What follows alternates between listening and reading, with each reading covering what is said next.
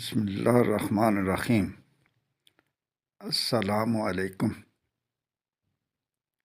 میں ہوں فریاد علی وڑیچ اور آپ دیکھ رہے ہیں میرا یوٹیوب چینل حدیث نبوی اور دین اسلام۔ میں آج آپ کے لیے مولانا ابو العلا مودودی کی کتاب خطبات سے ایک اقتباس پیش کروں گا۔ آپ سے گزارش ہے کہ ویڈیو کو مکمل دیکھیں اور ہو سکے تو میرا چینل سبسکرائب کر دیں۔ اس کا اجر آپ کو اللہ تعالیٰ ضرور دے گا۔ شکریہ۔ میرا آج کا عنوان ہے قرآن کے ساتھ ہمارا سلوک۔ برادران اسلام، دنیا میں اس وقت مسلمان ہی وہ خوش قسمت لوگ ہیں جن کے پاس اللہ کا کلام بالکل محفوظ، تمام تحریفات سے پاک، ٹھیک ٹھیک انہی الفاظ میں موجود ہے جن الفاظ میں وہ اللہ کے رسول برحق پر اترا تھا۔ اور دنیا میں اس وقت مسلمان ہی وہ بدقسمت لوگ ہیں جو اپنے پاس اللہ کا کلام رکھتے ہیں اور پھر بھی اس کی برکتوں اور بے حد و حساب نعمتوں سے محروم ہیں۔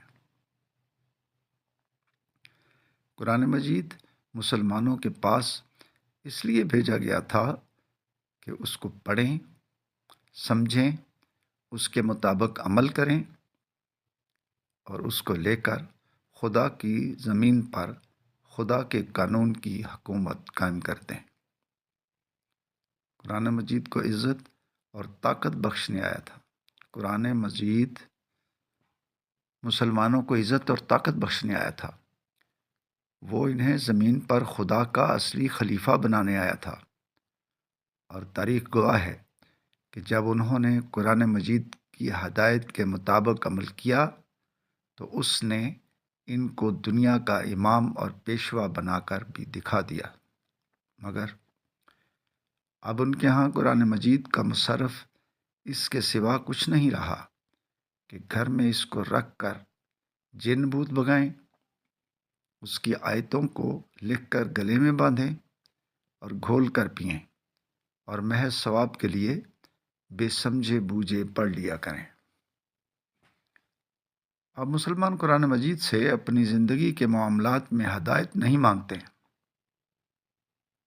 اس سے نہیں پوچھتے کہ ہمارے عقائد کیا ہونے چاہیے، ہمارے اعمال کیا ہونے چاہیے، ہمارے اخلاق کیسے ہونے چاہیے،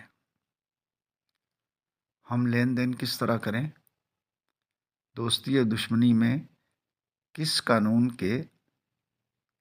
کی پابندی کریں، خدا کے بندوں کے اور خود اپنے نفس کے حقوق ہم پر کیا ہیں اور انہیں ہم کس طرح ادا کریں، ہمارے لیے حق کیا ہے اور باطل کیا ہے، اطاعت ہمیں کس کی کرنی چاہیے اور نافرمانی کس کی، تعلق کس سے رکھنا چاہیے اور کس سے نہ رکھنا چاہیے، ہمارا دوست کون ہے اور دشمن کون، ہمارے لیے عزت اور فلاح اور نفع کس چیز میں ہے اور ذلت اور نامرادی اور نقصان کس چیز میں۔ یہ ساری باتیں اب مسلمانوں نے قرآن مجید سے پوچھنا چھوڑ دی ہیں۔ اب یہ کافروں اور مشرکوں سے، گمراہ اور خود غرض لوگوں سے اور خود اپنے نفس کے شیطان سے ان باتوں کو پوچھتے ہیں اور انہی کے کہے پر چلتے ہیں۔ اس لیے خدا کو چھوڑ کر دوسروں کے حکم پر چلنے کا جو انجام ہونا چاہیے وہی مسلمانوں کا ہو رہا ہے۔ قرآن مجید تو خیر کا سرچشمہ ہے۔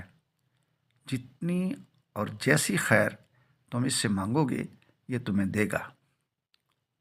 تم اس سے محض جن بھوت بگانا اور کھانسی بخار کا علاج اور مقدمے کی کامیابی اور نوکری کا حصول اور ایسی ہی چھوٹی ذلیل اور بے حقیقت چیزیں مانگتے ہو تو یہی تمہیں ملیں گی۔ اگر دنیا کی بادشاہی اور روئے زمین کی حکومت مانگو گے تو وہ بھی ملے گی، اور اگر عرش الہی کے قریب پہنچنا چاہو گے تو یہ تمہیں وہاں بھی پہنچا دے گا۔ یہ تمہارے اپنے ظرف کی بات ہے کہ سمندر سے پانی کی 2 بوندیں مانگتے ہو، ورنہ سمندر تو دریا بخشنے کے لیے بھی تیار ہے۔ حضرات،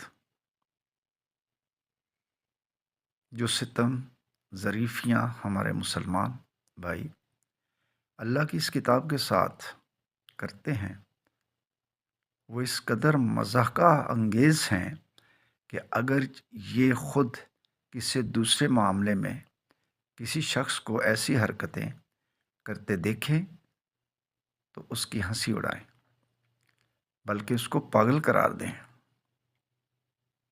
بتائیے، اگر کوئی شخص حکیم سے نسخہ لکھوا کر لائے اور اسے کپڑے میں لپیٹ کر گلے میں باندھ لے یا اسے پانی میں گھول کر پی جائے تو اسے آپ کیا کہیں گے؟ کیا آپ کو اس پر ہنسی نہ آئے گی اور آپ اسے بے وقوف نہ سمجھیں گے؟ مگر سب سے بڑے حکیم نے آپ کے امراض کی شفا اور رحمت کا جو بے نظیر نسخہ لکھ کر دیا ہے، اس کے ساتھ آپ کی آنکھوں کے سامنے رات دن یہی سلوک ہو رہا ہے، اور کسی کو اس پر ہنسی نہیں آتی۔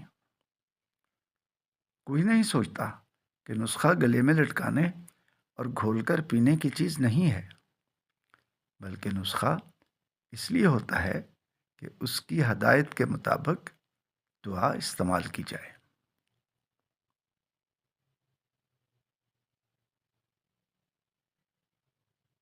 مولانا ابو العلا مودودی کی کتاب